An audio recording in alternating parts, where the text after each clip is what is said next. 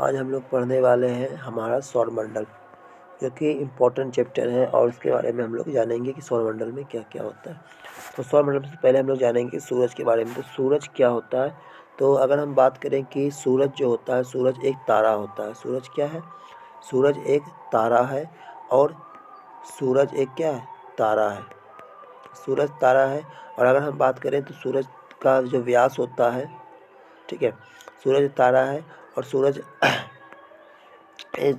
ये हमारे सौरमंडल के केंद्र में होता है और यह बहुत गर्म होता है। और इसके सौरमंडल के केंद्र में होता है, यह बहुत गर्म होता है और ये हमें गर्मी में रोशनी देता है। सूरज के बिना पृथ्वी पर जीवन संभव नहीं है, यानी कि जितने भी सजीव लोग हैं सभी को अगर प्रकाश की बात करें तो सूरज से मिलता है। अगर हम बात करें तो इसमें याद रखने वाली बात है कि सूरज सौरमंडल से बड़ा पिंड होता है और सभी ग्रह इसकी गुरुत्वाकर्षण शक्ति का इसके चारों ओर घूमते हैं। तो पूछेगा कि सभी ग्रह सूरज के चारों ओर चक्कर किस कारण लगाते हैं, तो गुरुत्वाकर्षण के कारण ये चारों ओर चक्कर लगाते हैं। ठीक है, उसके बाद हम लोग आगे बात करें ग्रह। तो हमारे सौरमंडल में 8 ग्रह हैं। हमारे सौरमंडल में कितने ग्रह हैं? हमारे सौरमंडल में कुल 8 ग्रह हैं जो सूरज के चारों ओर घूमते हैं। सूरज से दूरी के अनुसार क्रम है बुध, शुक्र, पृथ्वी, मंगल, बृहस्पति, शनि, यूरेनस, नेपच्यून। अब इसी को अगर आपको ट्रिक से याद करना होगा तो इसका एक ट्रिक भी होता है जो कि मैं आपको बताता हूँ। इसका जो ट्रिक है, इसका ट्रिक आप यहाँ पे नोट कर सकते हैं कि सूरज से दूरी के अनुसार क्रम, तो बु सु प्रेम, बु सु प्रेम, ठीक है, बु सु प्रेम, ब्रस अब, बु सुप्रीम ब्रश अब। ये हो गया हमारा सूरज के दूरी अनुसार से ट्रिक। अब अगर हम इसको याद करेंगे तब बु से बुध, बु से क्या होगा? बुध, बु से बुध, सु से शुक्र, सु से शुक्र, प्र से पृथ्वी, प्र से पृथ्वी, म से मंगल, म से मंगल, ठीक है, व्र से बृहस्पति, व से बृहस्पति, सा से शनि,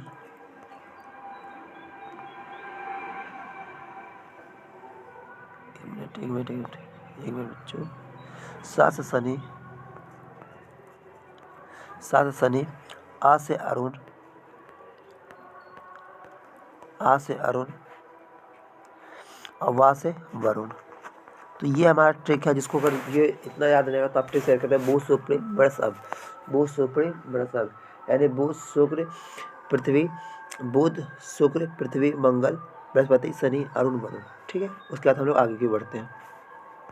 अब देखिए यहाँ से हम लोग चलते हैं। देखिए अब हम लोग बात करते हैं, पहले पृथ्वी की बात करते हैं।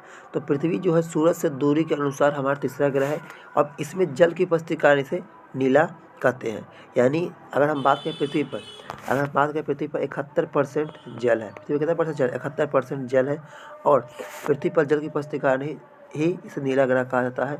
और 29% स्थल है। 29% क्या है? स्थल। 71% जल है, 71% जल, 29% स्थल, 29% स्थल। तो पृथ्वी पर जल की उपस्थिति का नीला ग्रह कहता है और पृथ्वी ही एकमात्र ऐसा ग्रह है जहाँ जीवन है, क्योंकि यहाँ हवा और पानी मौजूद है। सूरज का चक्कर लगभग 365.6 दिन में लगाती है और यही लगभग 6 दिन जो आज 365.6 दिन, यानी कि 365 दिन 6 घंटा में लगाती है। और इसी को हम 4 से गुना कर देंगे तो ये 365 तो ये होता है, लेकिन जब 6 गुने 4 करते तो एक दिन एक्स्ट्रा हो जाता है, जो कि हमारा हर एक चौथा दिन में फरवरी 29 दिन का हो जाता है। तो यही 6 घंटा एक्स्ट्रा होने के कारण फरवरी 29 दिन का हो जाता है। ठीक है, उसके बाद अगर हम बात करते हैं आगे की ओर बढ़ते हैं, तो आगे की ओर देखिए, फिर इसके बाद है कि देखिए यह अपनी धुरी पर, यह भी जगह पर इकट्ठे होते हैं। यानी पृथ्वी का हम बात करें, इसे आप लट्टू देखे होंगे। तो अगर मान लीजिए लट्टू इस तरह होता है इस तरह का लट्टू हुआ, तो अगर इस तरह का लट्टू अगर होता है तो लट्टू अपनी जगह पर घूमेगी तो ये 24 घंटा में घूमती है। अगर लेकिन सूर्य के चारों ओर घूमती है तो ये घूमेगी 365 दिन। ठीक है, और पृथ्वी का एकमात्र ग्रह है चंद्रमा, और चंद्रमा को हम लोग जीवाश्म ग्रह बोलते हैं। चंद्रमा कौन सा ग्रह बोलते हैं? चंद्रमा को हम लोग बोलते हैं जीवाश्म ग्रह।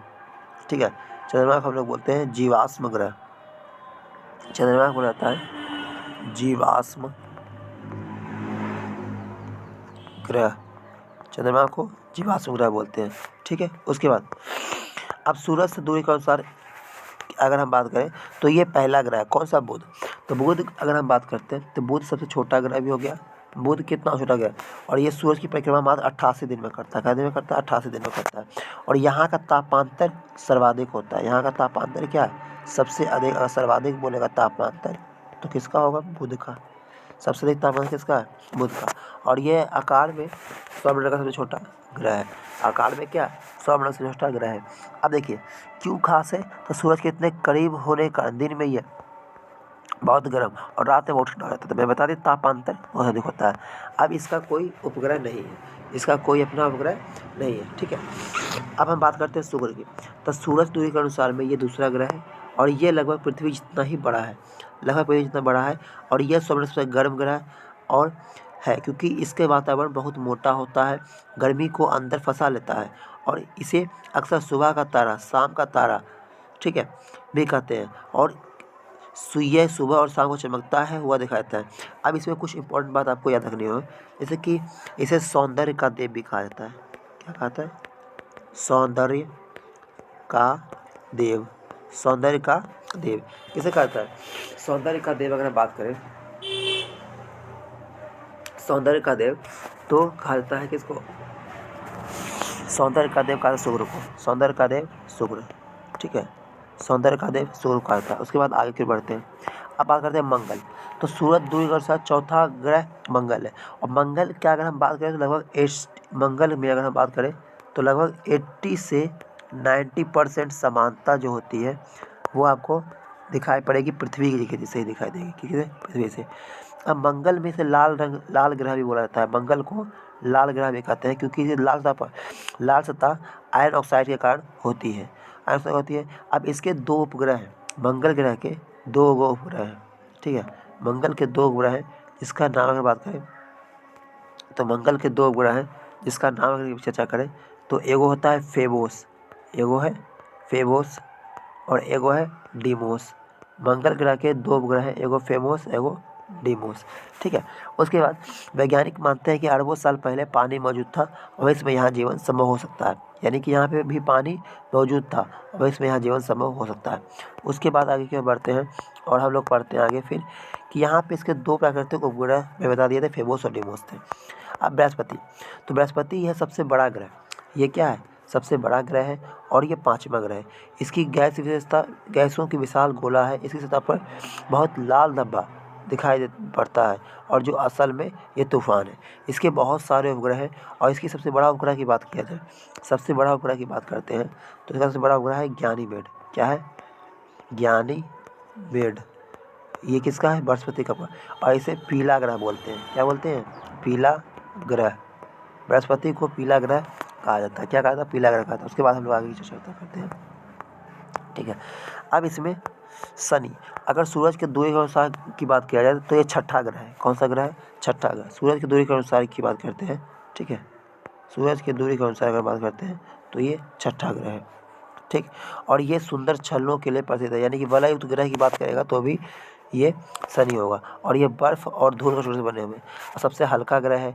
हल्का ग्रह क्यों है? क्योंकि घनत्व है, घनत्व कम है। शनि के घनत्व की अगर बात करें, शनि के घनत्व जो होगा तो लगभग 0.7 ग्राम पर सेंटीमीटर क्यों है। ठीक है, अब इसका सबसे बड़ा बात यह है तो शनि का सबसे बड़ा हुआ टाइटन। ठीक है, टाइटन है जो हमारे सौरमंडल का दूसरा बड़ा सबसे चांद है। उसके बाद आगे बढ़ते हैं यूरेनस। तो सूरज की से दूरी के अनुसार, सूरज की दूरी से अनुसार हम लोग का ये क्या है? सातवां सबसे बड़ा ग्रह है। सूरज की दूरी हम लोग का सातवां ग्रह है और यह सातवां ग्रह है। सूरज की दूरी अनुसार क्या है हम लोग का? ये सातवां ग्रह है और ये दूर से हरा नीला दिखाई देता है। क्या दिखाता है? हरा नीला दिखाता है। अब क्यों खास है? तो ये अपनी ग्रह पर धुरी की तरफ झुका होने के कारण ये घूमता हुआ दिखाई देता है, गेंद लुढ़क रही है। इसे लेटा हुआ ग्रह भी कहते हैं। क्या कहते हैं? लेटा हुआ ग्रह।